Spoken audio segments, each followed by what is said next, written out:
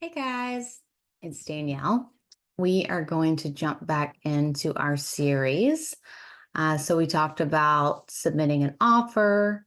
We talked about what happens when your offer gets accepted, and understanding the big timelines to be aware of. And today we're going to talk about earnest money. So that's kind of the first big timeline, if you will. Earnest money is something that's submitted during your due diligence period.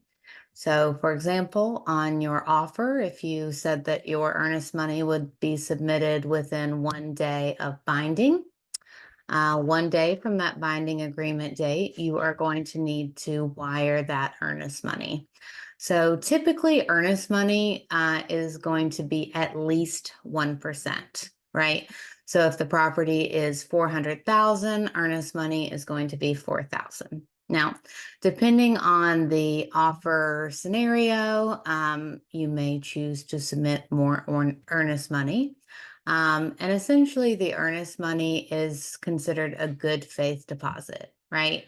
It tells the seller that you're serious about the property, because when they accept your offer, they're going to put the property under contract.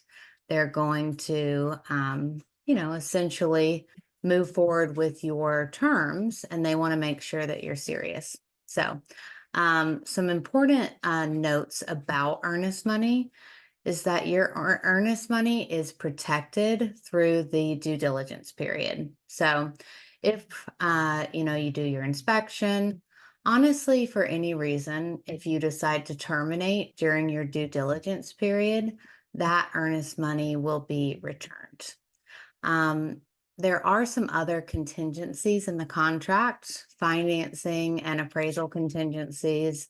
So if for some reason you cannot qualify for your loan, and that is something that happens during that financing contingency timeline, you're entitled to your earnest money back. And if the property does not appraise at the purchase price, and you're not able to renegotiate, you're also entitled to that earnest money. And then from there, if you do close, your earnest money is applied towards your cash to close amount. So it's not in addition to the purchase price. It's just something that you put up front, again, so the seller knows you're serious. And it's important, especially after due diligence, to make sure that you are 100% moving forward with the property, because after that period, you can't change your mind.